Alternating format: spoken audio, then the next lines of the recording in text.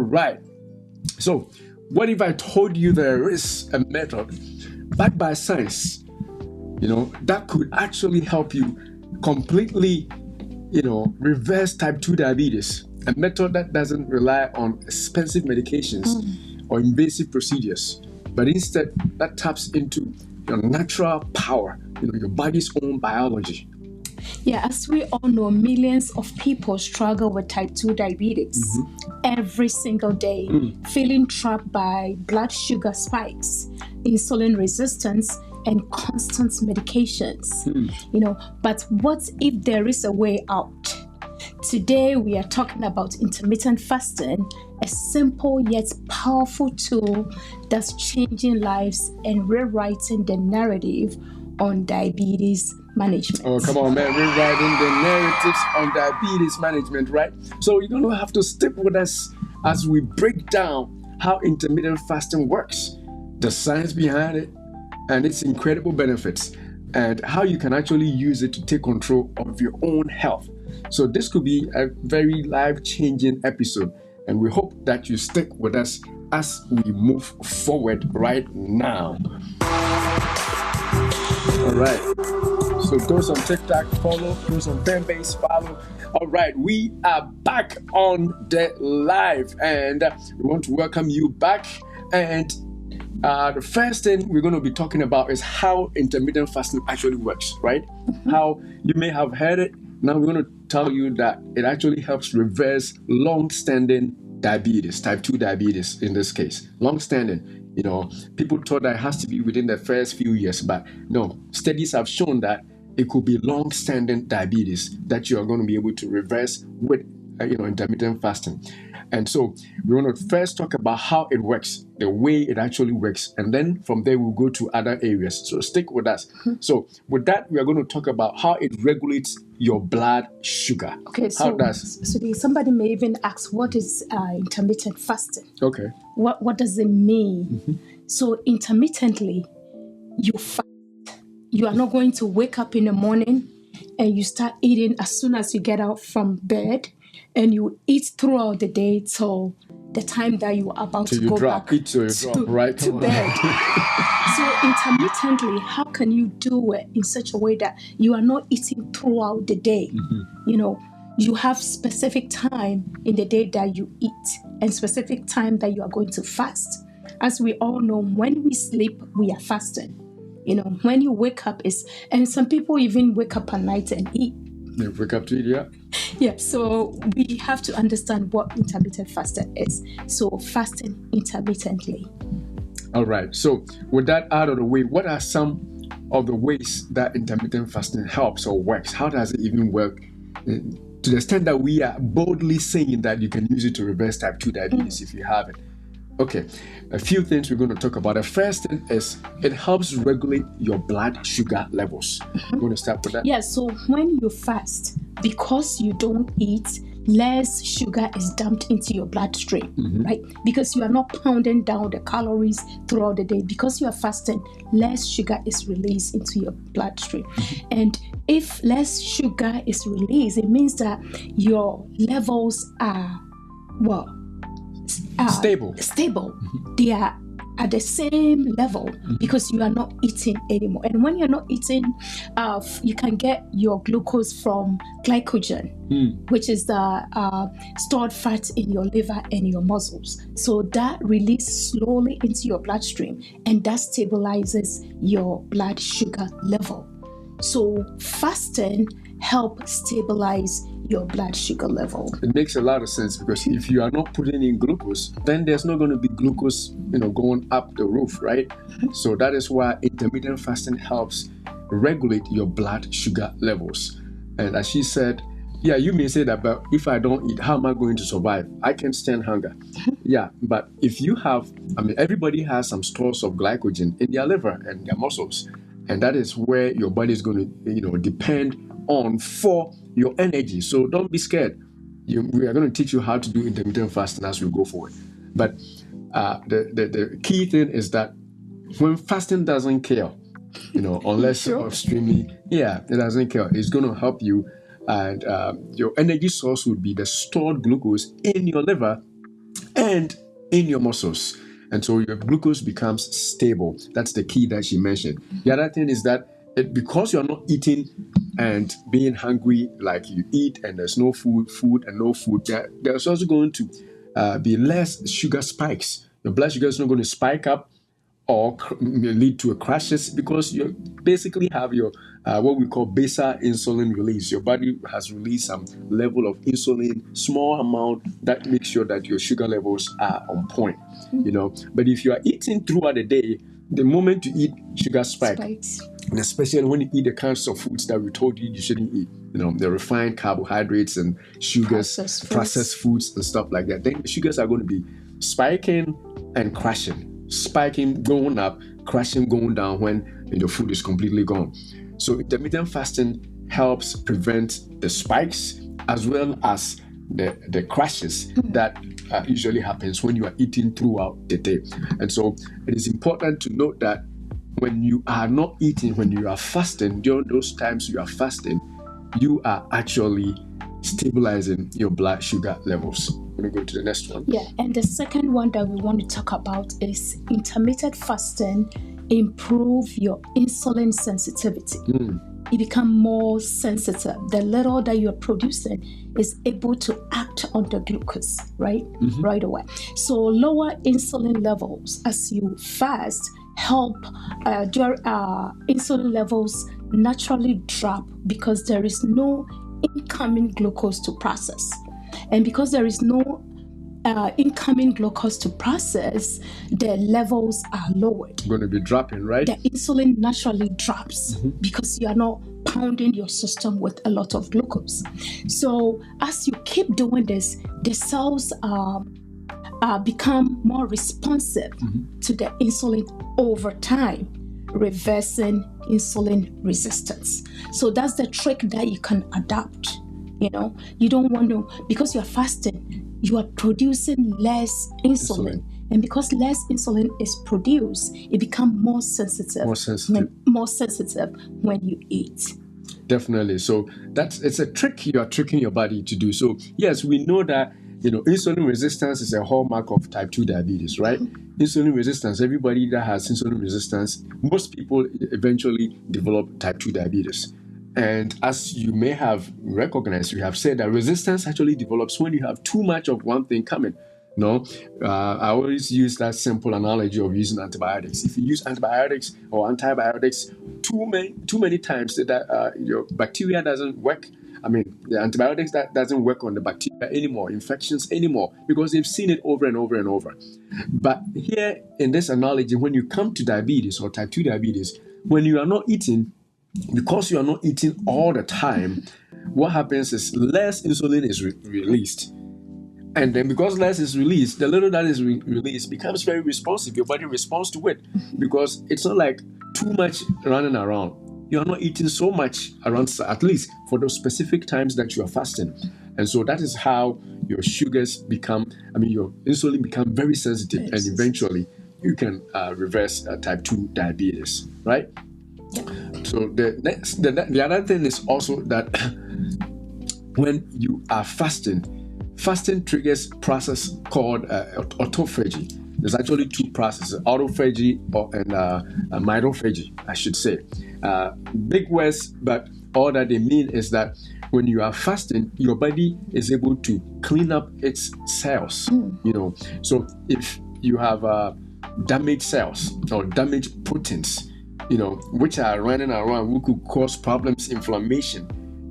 What happens is, because you are fasting, what happens is your body cleans up its own cells. It cleans up the proteins that are not required, that are damaged, and it improves your insulin receptors, thereby increasing the sensitivity of insulin. So two things, because less is being produced, you have increased sensitivity to your insulin. And the next thing is that because less insulin is being produced, your body is able to clean up the mess that is already occurring in you, so that you become more sensitive to the insulin. And that is a key thing that also helps with insulin sensitivity. And of course, I also mentioned mitophagy, which is basically helping your mitochondria, which is the energy processing unit of our bodies, either to also clean up and also make more a better mitochondria, so that you can metabolize your food or your glucose or whatever energy sources you're using very well, all because you are not eating around the clock all the time. So it's very important that we actually take this serious. So insulin sensitivity and glucose regulation. Now let's go to the third benefit. So before that, you can put it in a simple way. You are giving your body a break, right? Giving it about a break. Constant pounding of calories and glucose into your system, you give your body a break. And because you've given your body a break, the cells repairs and replenish itself so that it can work more effectively. You are not overworking the cells. So giving your body a break will help your system and the insulin to become more sensitive. Right, let's go to the next, the third point, or the third way, intermittent fasting help reverse that type 2 diabetes is it helps you burn fat, excess fat. Fat is involved in, again, insulin resistance. People who have excess fat buildup not only gain weight, but they also have problems with their sugars, right? Their blood glucose. And so the third point is that intermittent fasting helps you burn fat.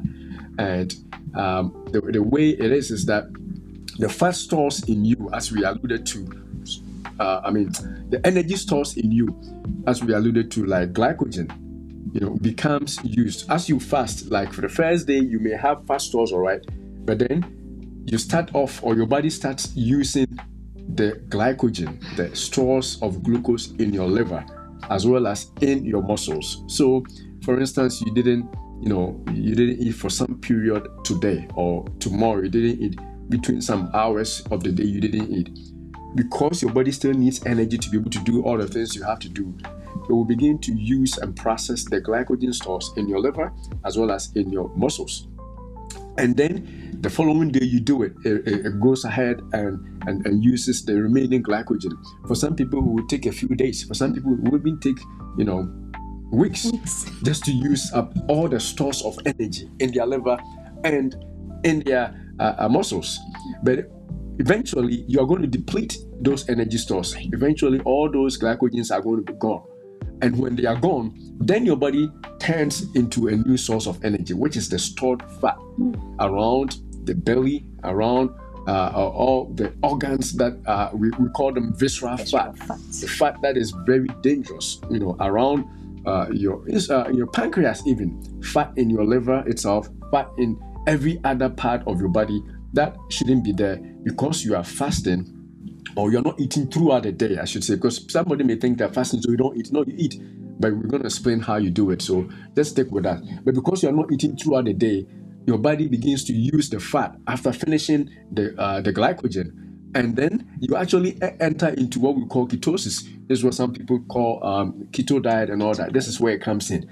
Because you are not eating frequently, and your body has finished using the glycogen stores from your liver and from your muscles, now it is using the fat. So you enter into the process we call ketosis. And this helps reduce the visceral fat, the dangerous fat that we talk about, which are around your organs, especially, around your waist area, leading to metabolic syndrome, insulin resistance, high blood pressure, and all those obesity that we have. So I don't know how else to stress the importance of, this one. You want to say anything there? Yeah, so I think we should move on to the next one, right? Okay. So fasting also lower insulin, as we've mentioned already.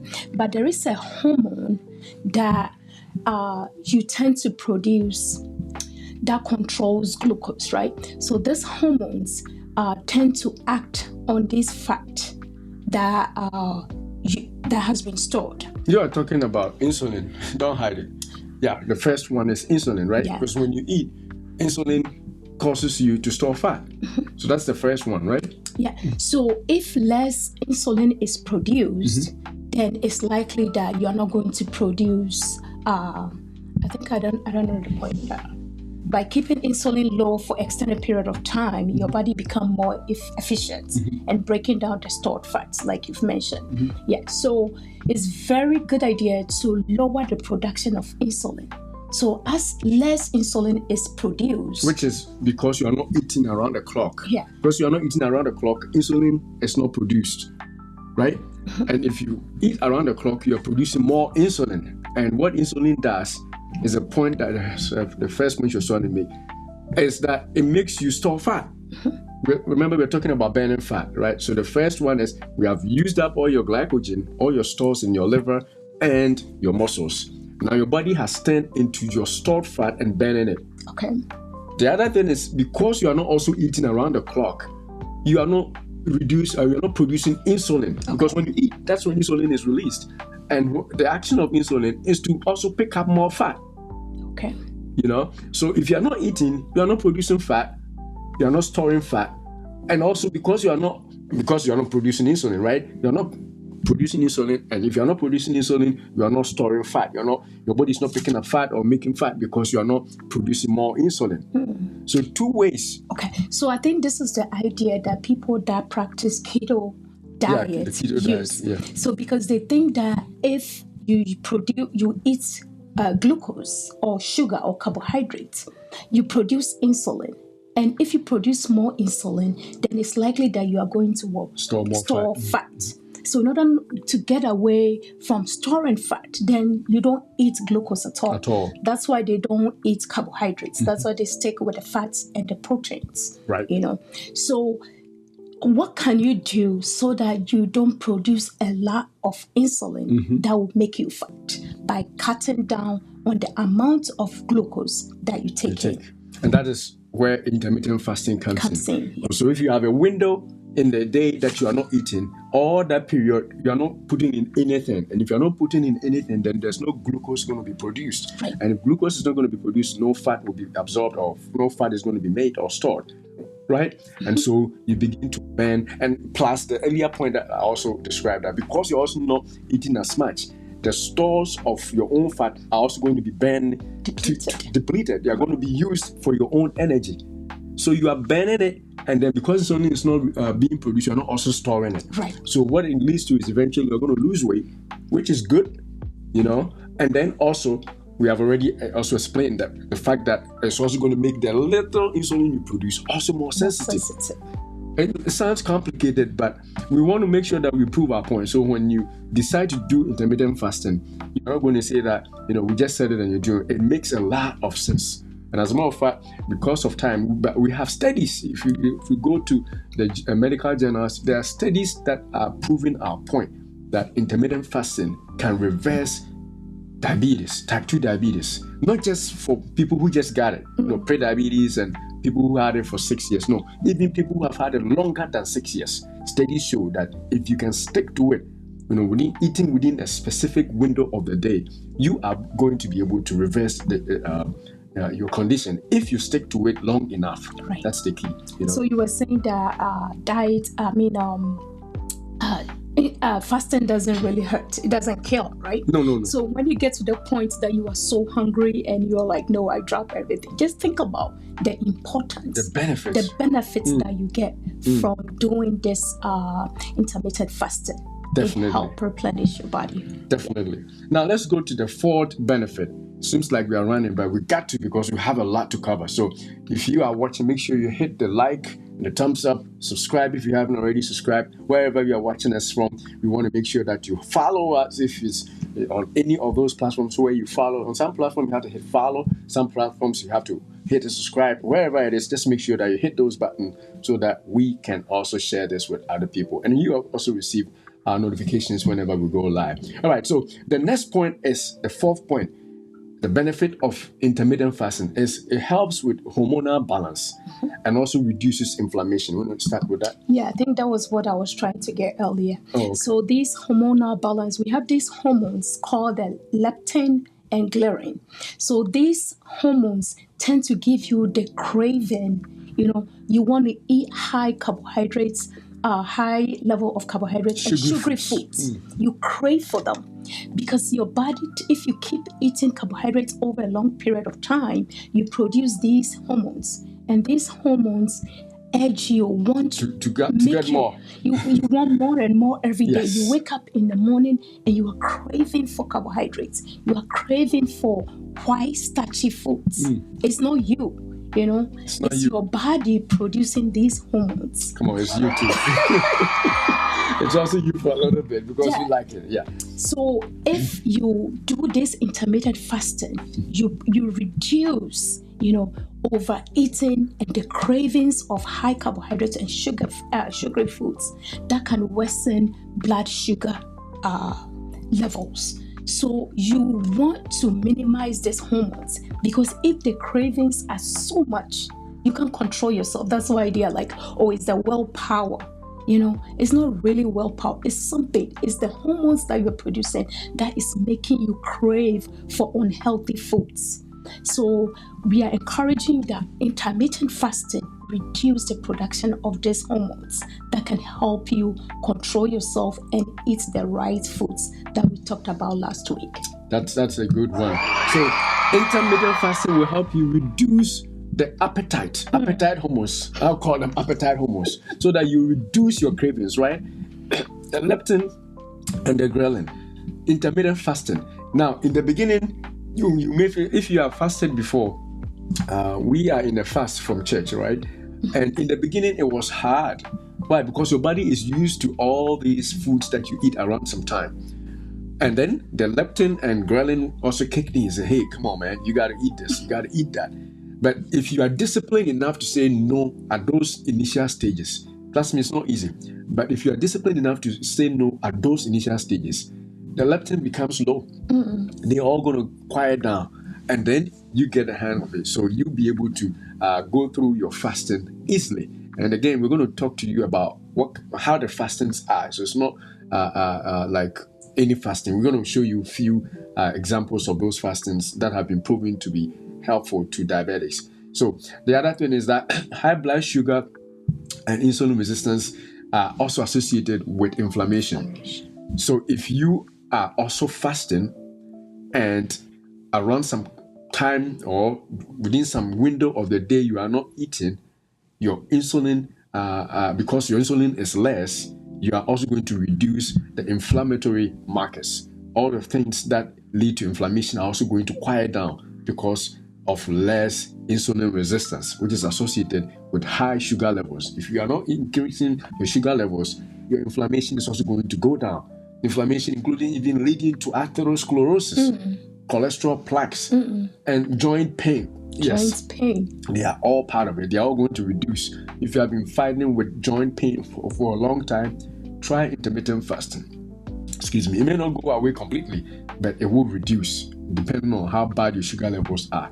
So that is another thing that we need to talk about. You want to take over for it? Yeah. So let's talk about water. Go ahead. So let's talk about the types of intermittent fasting. So now we've learned about the importance of intermittent fasting. Your insulin becomes sensitive, right? You are able to control your cravings. You are able to, burn fat, lose weight, be able to manage your weight. And if you are diabetic, your sugar levels, you can see the difference. So what type of intermittent fasting works best for you? So the first one that we want to talk about, that method is 16/8. Right? So you fast for 16 hours and you eat for within. Can't forget, don't say you eat for 8 hours. Within 8 hours, So let's say maybe from 12 o'clock to 8 p.m. is when you start eating. So you break your fast at 12 at noon.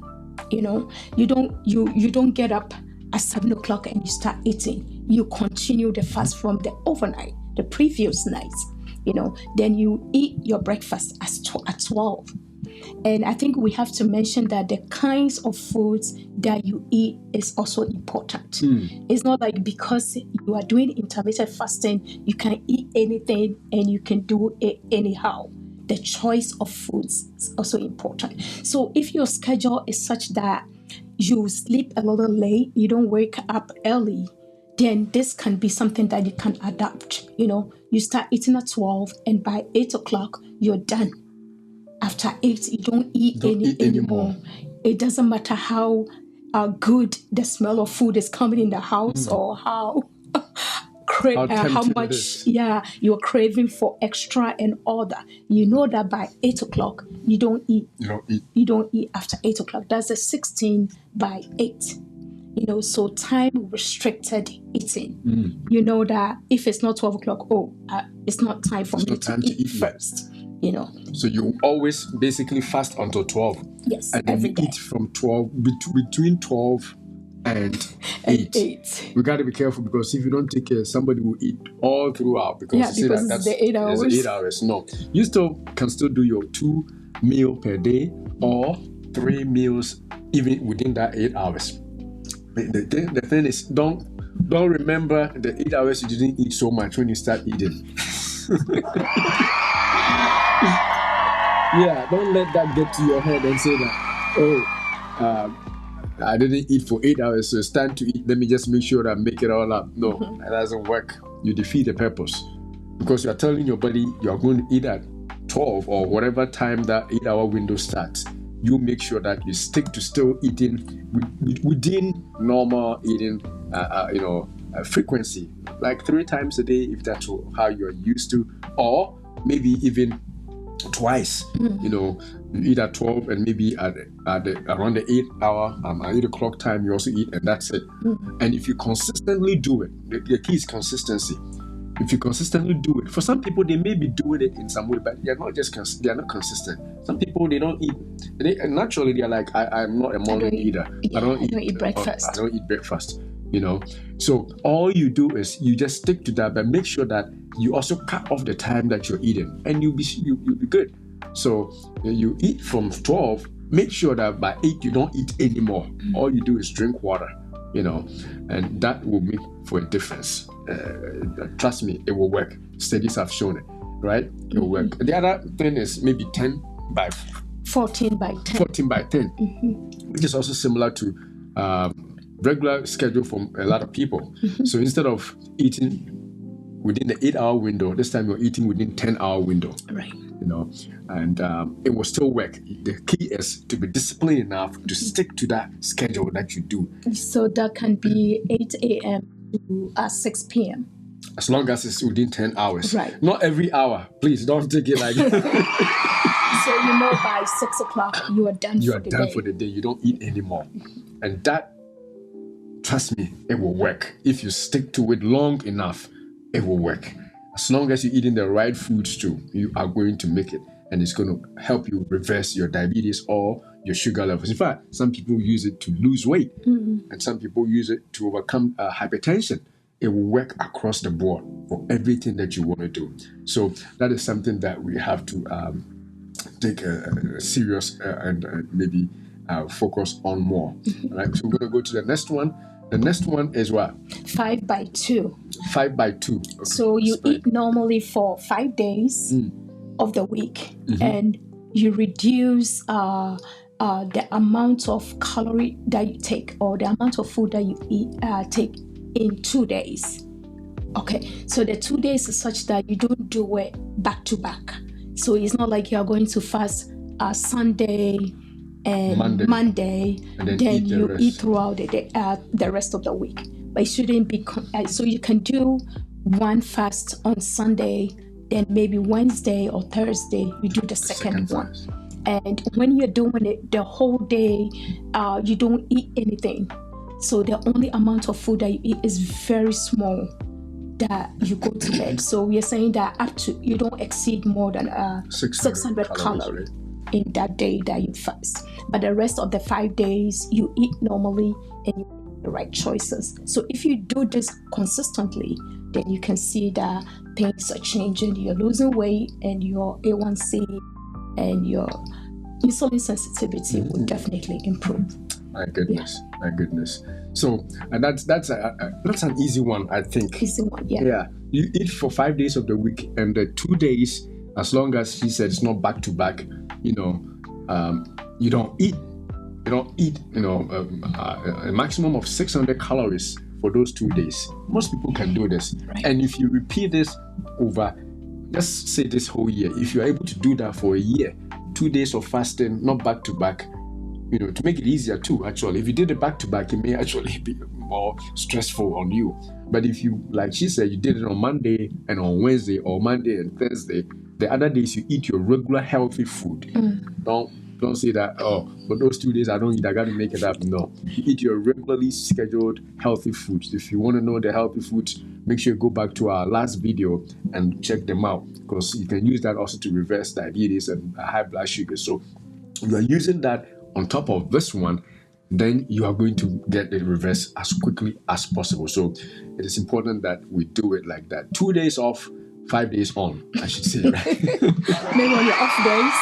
Yeah, you could do it on your off days. You could do your fast on your off days, but I would rather do it on my work days, right? Because you are distracted. On your off days, when maybe you need to go out with your husband, you need to cook for a family and stuff, it may be difficult to fast. But when you are working, you'll be distracted, especially if you're in a high-paced work. Before you know, the day is over and you didn't eat anything. You just come home and you break your fast, and then you're all done.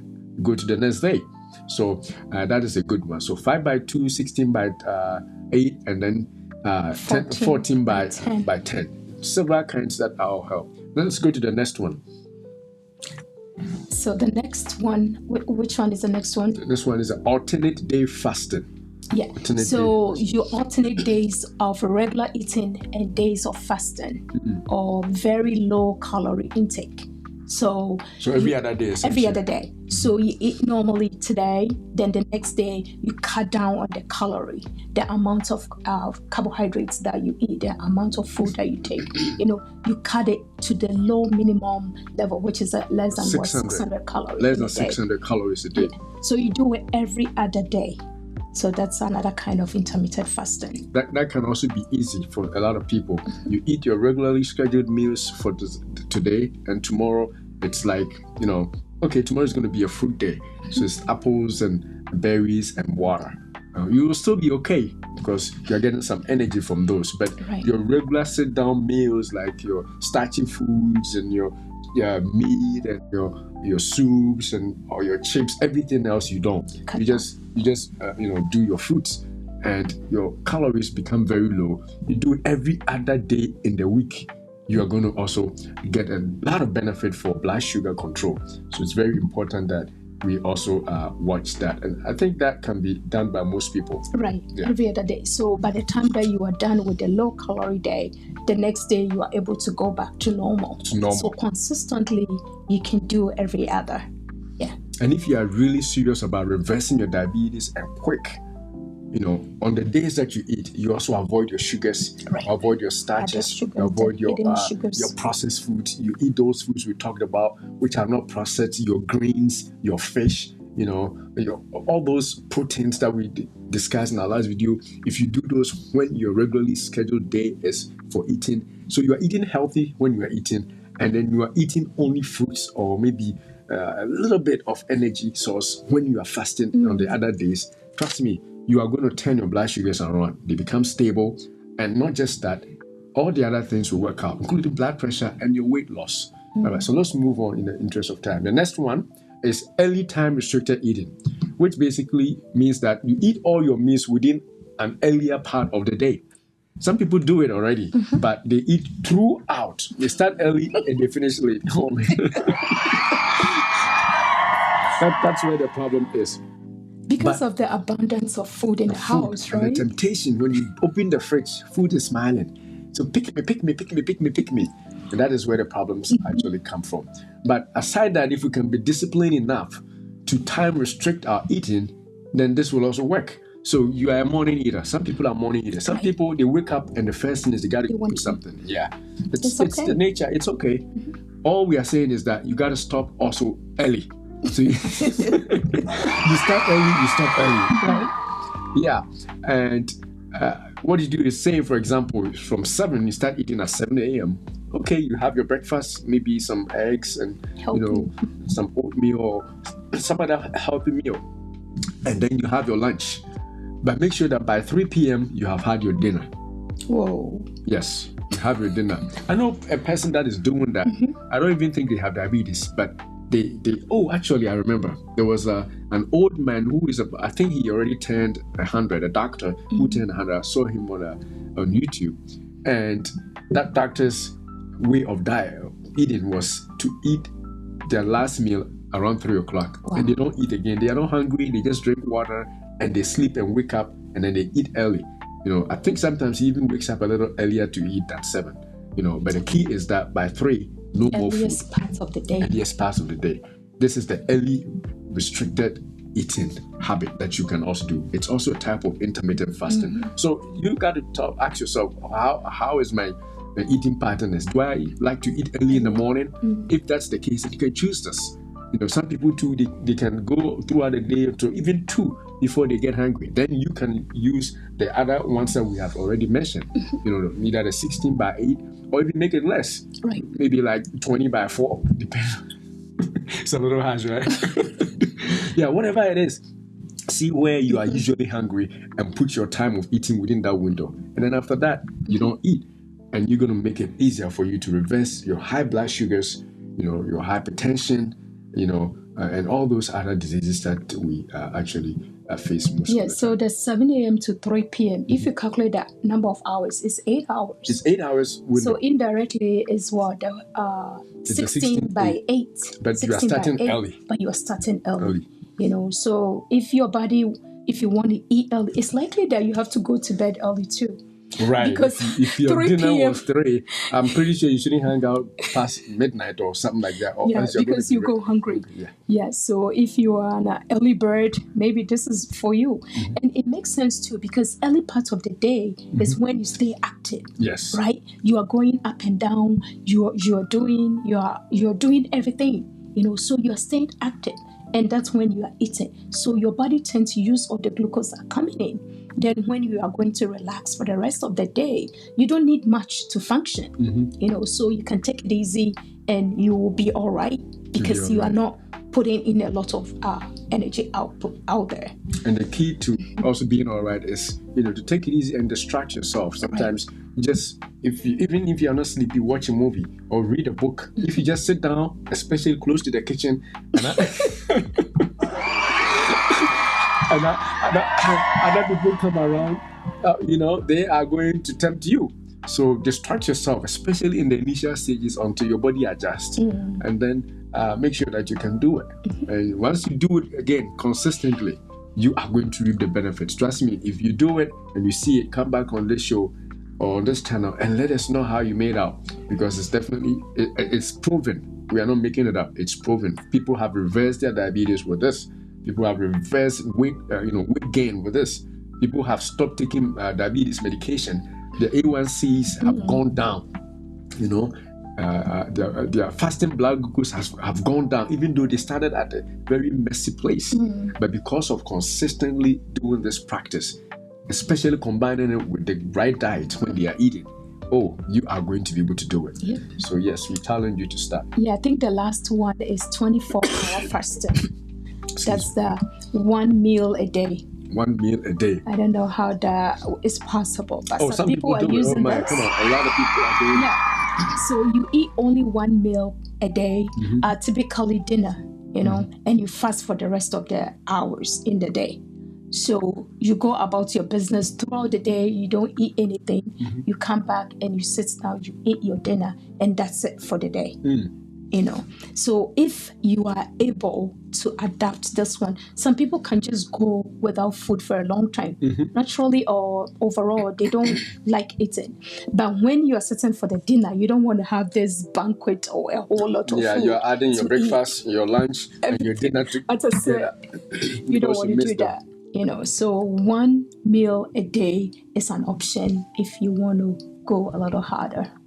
Yes, and if you are able to do it over a long period, again, the promise is that you are going to reverse your diabetes or your high blood sugar levels. You are going to reverse it. The key is that make sure that when you are eating, you eat slowly. You break your fast easily. You don't eat 1 meal a day, because she's saying that typically you use your dinner you start your one meal and it is the dumpling that you are using. No, if you start off with the dumpling, you can hurt your stomach, Right. because your stomach has been closed all these hours. So in that case, you can start with a green tea, something healthy to open up your belly, and then eat the dinner, so that it won't be too harsh on your tummy. You don't want to get an ulcer, because you're going to be doing this every day. Trust me. One day you can eat some harsh, spicy dinner, and that can be a problem. So you make sure that you break your fast with something while you are eating, and then you eat the heavy dinner after that. As much as you don't add sugar to a tea or coffee, it won't be considered 2 meals. We say don't eat your breakfast and everything together. No. But if you are going to break that fast, because you have been eating for the whole 24 hours, it's better to start with something very light. Maybe a fruit, maybe a salad, something light.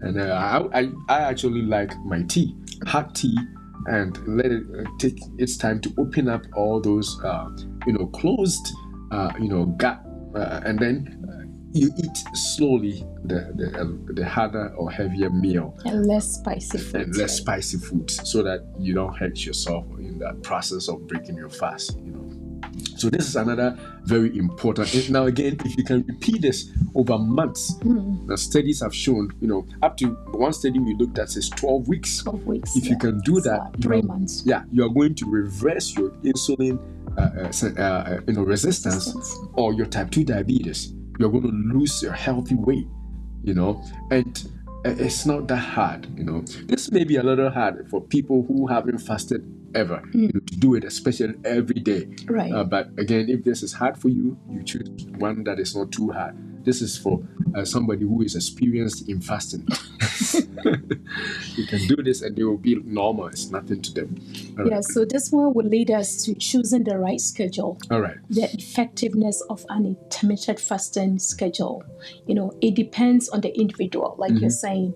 So your preference, how your eating habit is. Are you someone that wake up in the morning and you start eating right, or you feel so hungry that you get up in the morning, all that you're thinking about is food.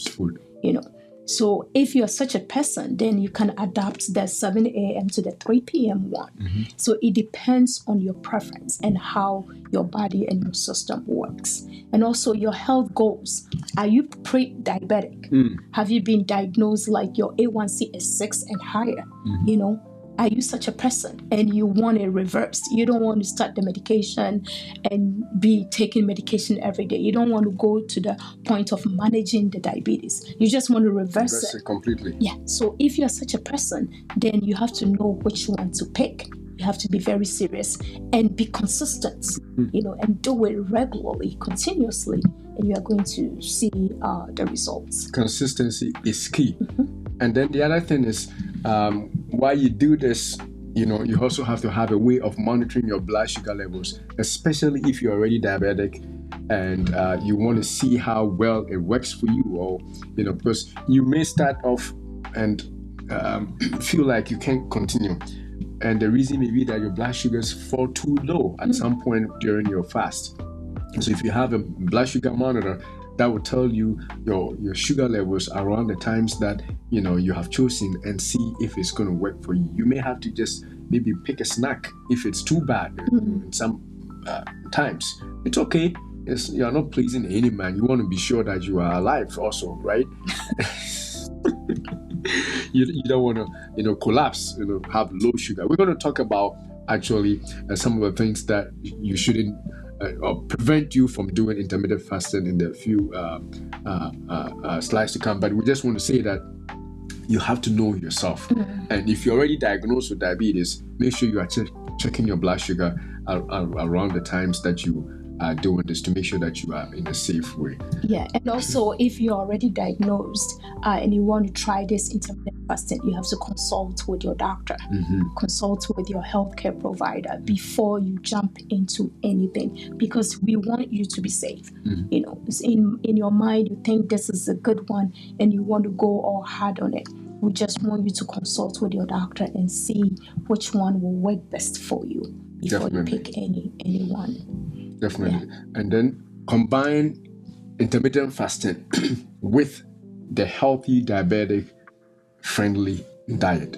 And again, we said a lot last week. Go back to our channel after this and look at those foods we also discussed. I mentioned some already, but suffice to say that going back to watch them after this will give you a full comprehensive list of the foods that you should eat, which in and of itself can help you reverse diabetes. Right. So if you add this to it, oh, come on, man, you are going to shorten the period at which you reverse your type 2 diabetes or your high blood sugars. So make sure you combine the diet with it. Now, with that, we can also go to who shouldn't try intermittent fasting.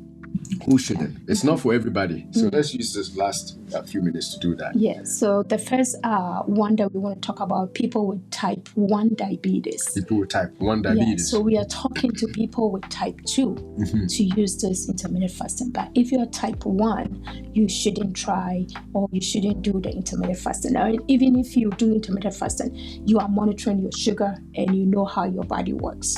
You don't type want to 1, you shouldn't even try at all, because you need you need glucose, because you are injecting insulin all the time. You have no insulin. Right. And because you are injecting insulin all the time, you need to eat something to make sure that you don't drop, because too much, if insulin is there and there's no glucose, you can drop with low blood sugar. So type 1, you shouldn't even try. Yeah, but overall, we all intermittently fast. We sleep, right? Right there. Yeah, that's what I'm trying to get at. So, but you don't want to do the one a day or going too long without glucose. So this is not definitely recommended for type 1 diabetes. The next group of people who shouldn't do intermittent fasting is people who are pregnant or maybe breastfeeding. Pregnant women and breastfeeding women should not intermittently fast. So if you can do it before you get pregnant, but when you get pregnant, you stop. And then you just use the dietary ways to reverse blood sugars for reversing high blood sugar levels. Maybe in your first pregnancy, you had diabetes, gestational diabetes. And so you want to make sure that you don't get it again. Follow the diet principle that we showed you in our last video. Right. But you cannot use intermittent fasting. The reason being that you are not just feeding yourself, you're also feeding the baby in you. Or if you are breastfeeding, you are not just feeding yourself, you're also having to produce breast milk to feed the person who is dependent on the breast. And so you cannot intermittently fast if you are pregnant or breastfeeding. So during those periods, you can pause, and then as soon as you're finished, you can go back to it. Yeah, and also people that have problem with hypoglycemia, like low sugar. So if you are monitoring your sugar and realize that it's not stable, almost every time it's on, it's high, it's low, it means that your blood sugar levels are not stabilized. So we wouldn't recommend intermittent fasting, because we don't want you to go low sugar and collapse or faint. So you have to know where you are with the levels. If you want to know, you can test and see where you are before you start intermittent. And also working with your doctor too. It will let you know if you want to do it really bad and your doctor says, no, your sugars must be stable. Stable means that, along the day, the safety is there. It's not like up, down, like, that is not good, because what if you don't eat and it goes down again? Then there's a problem. Right. So basically work with your doctor and use the monitors that you have also to give you more information, and make sure, again, if you are already being treated for hypoglycemia, you do not start it at all. Make sure your levels are on point before you do it, because you want to use intermittent fasting to lower your blood sugar. So if it is lower already, then you don't want to do it, right? Yes. Or if you don't know whether it's even stable enough, today is up, tomorrow is down, tomorrow is down, the next day is up, then you can't tell how it will be when you don't eat. So stabilize it first. Then after that, approach this safely with the right kind of diet, and you should be fine. Yeah, and we don't encourage intermittent fasting with people with history of eating disorders. People that have bulimias, because you don't want to trigger anything. Because if you have a history of not having a regular eating pattern, it's likely that if you start the intermittent fasting, you are going to get back to it. Because some people have this thing that they eat, they put their hand in their throat and puke everything out. They have this disorder that is around. You don't want to trigger that.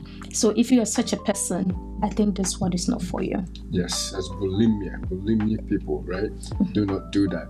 And then also, if you have chronic diseases, for example, you have a kidney disease or liver disease or heart disease, you don't want to do intermittent fasting. You can do the diet portion of using diet to reverse blood sugars. Right. That is the one for you. If you have been diagnosed with heart disease, you need some amount of calories all throughout the day. Even the medications you take may not permit you to be not eating for long hours like 16 or 10 that we are all recommending here. So you definitely need to make sure that you don't have any one of those. And that's not the end of it. You have another option in the diet, the dietary way of reversing type 2 diabetes or high blood sugars, which again is in this the previous video. We're going to make sure that we link that video at the end of this video so that if you need to watch that too, you can see that in case for some reason you can do intermittent fasting. Then the next one. Yeah, so people with high stress levels, if you are going through a stressful situation, but like losing a loved one or your job, something very stressful, already you don't feel like eating, so you don't want to add on to it. To cause all that stress. Even if you have lost somebody, sometimes you don't even feel like eating. You don't even have the appetite to eat. So such a person, we don't encourage the intermittent fasting. And those people with sleep disorders, you sleep just an hour or two and you get up, you don't want to go to bed hungry.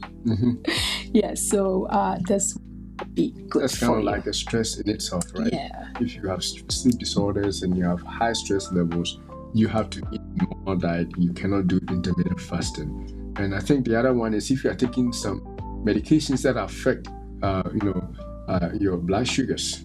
Those medications, like we can give a few examples. Like you're taking glimepiride, or glipizide, right, or glyburide, or the glides, or any of they may not even come in the same name we are saying, but if your diabetes medication is such that it makes you hypoglycemic or it makes your blood sugar go down, then you cannot take it when you are not eating. As a matter of fact, your medication would say take it with meals or take it after you eat or take it just before you eat. It means that you cannot take that medication and be fasting. Right. So in and of itself, it's telling you that you cannot do intermittent fasting with that medication. I think it makes it does. Yeah, it makes That's sense. why we encourage you to work with your doctor. Yes. Before you start it, so that you know the type of medication that you're taking, whether you have to do it alongside with the intermittent fasting or not. All right. So now let's cite one study, and then we're going to close. One study to back our point about the fact that you can reverse your type 2 diabetes with intermittent fasting. There's a study in 2021 called Cell Metabolism study. Which focus, it focused on how time-restricted eating impacts your metabolic health, especially for type 2 diabetes, and the methods they used is that, you want to continue? Yeah, so the people that took part in the study were pre-diabetics and type 2 diabetics. So they followed them up and make sure that they are doing this intermittent fasting schedule, eating all your meals within 10-hour window and fasting for the rest of the hours, which is the 14 hours. So they were using the 14 by 10 method. So this is the study that they did. They followed these people. They were already diabetics and they were pre-diabetics. And after 12 weeks, they found out that those who were restricted, the kind of food, the time frame that they were to eat when they eat, and the time that they were not supposed to eat, they stopped. Within 12 weeks, it was found that their insulin sensitivity improved. It got better. They were able to absorb the energy from the glucose, right? Much more better than people that did not do it. And they lowered their fasting glucose levels too. And that promoted fat loss, and the insulin sensitivity increased. Definitely. So Yeah. that's a huge backing to what we said, right? And this one is the least the least serious kind of intermittent fasting. This is the 10-hour window. You are eating for 10 hours and the rest of fasting for 14. You know, because people are doing 8 hours and fasting for 16. People are doing every other day fasting. You know, those are even more serious. So if your diabetes is really bad, that's probably where you want to go. But this is working. So if you can do those and you even do the 10 by 14 or 14 by 10, however you say it, then it's good, right? Because you are making all the benefits right there. It means that, yeah, go ahead. Yeah, so the benefits of intermittent fasting, extend beyond weight loss. It's not just for you to lose weight. It also will address your type 2 diabetes. So if you have this condition and you try this intermittent fasting, not only do you lose weight, you know, your insulin become more sensitive. Your diabetes may go away. Right. In simple terms, your diabetes may go away. Trust me, the studies have shown it. Even in 12 weeks. So imagine they do it for 1 year. You know, the A1C, which is a measure of their blood glucose levels for the entire 3 months measure, you know, it goes down.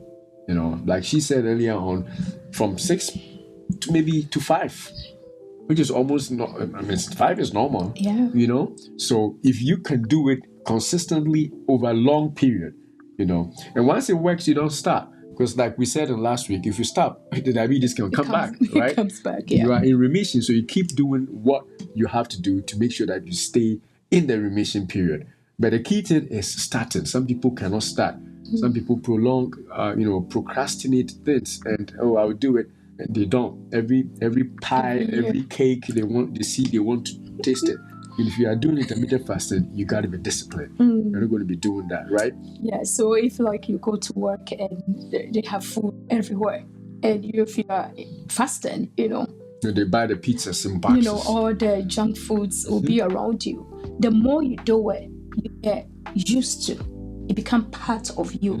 You know, it becomes a habit. It's something that you build over a period of time. But if you don't start at all, you know, you don't get anywhere, and you realize that your diabetes is not being managed, and the end stage is not pleasant. So it's something that you have to take seriously. Right. Now the next thing we are concluding actually. So I got a question for you. So can intermittent fasting help reverse type 2 diabetes? If you are watching, or if you watch later, you should be able to answer the question, right? And for me, the answer is a hopeful yes. Hopeful yes. Why? A hopeful yes. But the big emphasis is on doing it the right way. That's it. That's the key. If you do it the right way with consistency and seriousness, you know, adding the diet, making sure the times you are eating are also, you know, you're eating the healthy stuff. Quickly. It won't take long. And people who don't even do the healthy stuff, just eating within the windows that they specify, they still get a benefit. Right. But I don't want you to just stay there and say that, okay, I'm going to eat my junk still, but I'm not going to eat 2 hours a day. Okay. You know? Yeah. That's a start. That's a start, but we think you can do it because we want you to completely get rid of high blood sugar, your hypertension, and all those, right? So the journey to inflammation and joint pain, all those that come with all these inflammatory issues with high blood sugar. So the journey to a better health starts with the small, consistent changes that you make today. You know, whether it's adjusting your eating schedule or making smarter food choices or even prioritizing exercise. You hold the power to transform your health. And that is what we want you to believe in. Yeah, so remember, you don't have to do this alone. There is a community of support, and we are here to guide every step of the way. My goodness. So if you found this video helpful, don't forget to give it thumbs up and share with someone who could benefit from this information. Oh my goodness. So let's spread the word. Help more people take control. Let's spread the word and help people. You may not be diabetic, you're watching, you know somebody in the family who is struggling, send a video to them, share it with them, right? And if you haven't already, hit the subscribe button, you know, or hit the follow button wherever you're watching us from. I ask you to hit that button and also turn on the notifications so that whenever we go live, you won't miss any of the episodes that we have. New ones